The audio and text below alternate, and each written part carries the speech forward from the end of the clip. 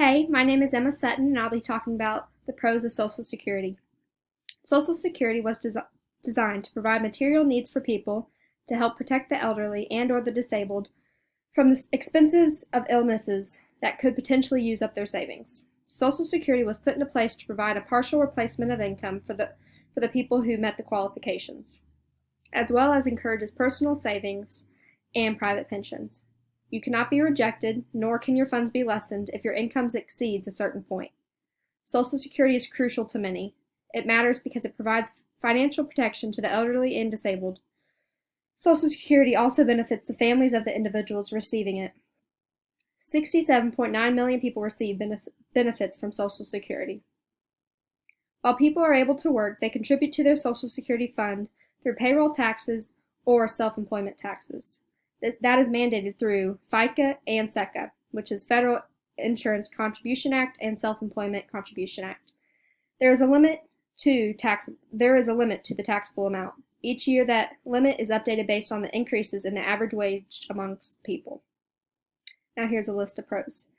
It provides important life insurance, like mentioned before, to disability and gives protection to pretty much everybody. And it provides a monthly income to those who need it. Although Social Security is not a complete income replacement for most retirees, it does provide supplemental income that can help individuals, couples, and families maintain their lifestyle. As previously mentioned, Social Security was designed as a program to reward those in the workforce with a guaranteed income at retirement, or for certain disabilities, non-working spouses are also eligible to collect benefits.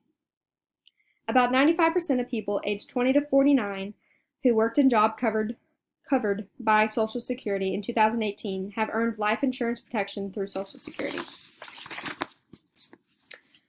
For a young worker with average earnings, a spouse and 2 children, that's equivalent to a life insurance policy with a face value of over $725,000 in 2018, according to the Social Security statistics. It encourages private pensions and personal savings because it isn't means tested. In other words, it doesn't reduce or deny benefits to people whose income or assets exceed a certain level.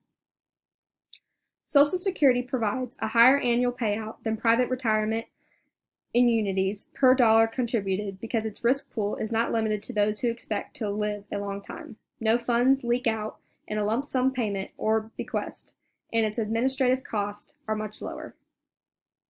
No one in the United States pays federal income tax on more than 85% of their Social Security benefits based on current rules. And if you decide to keep working during your retirement, then you can potentially earn a larger benefit over time. That is because you'll keep earning credit if needed to your benefit.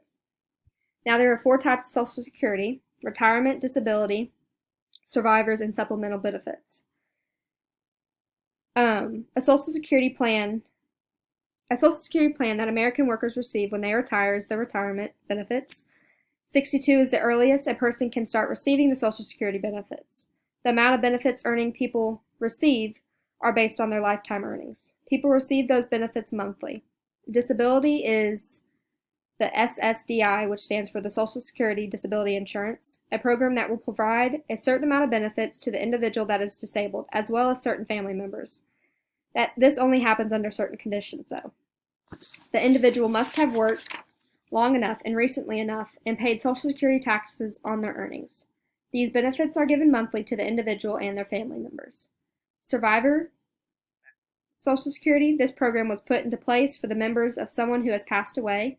This person who is deceased must have worked long enough for the family members to receive these benefits, and these benefits are based on their lifetime earnings as well. This program is helpful for widows, widowers, and dependents of eligible workers.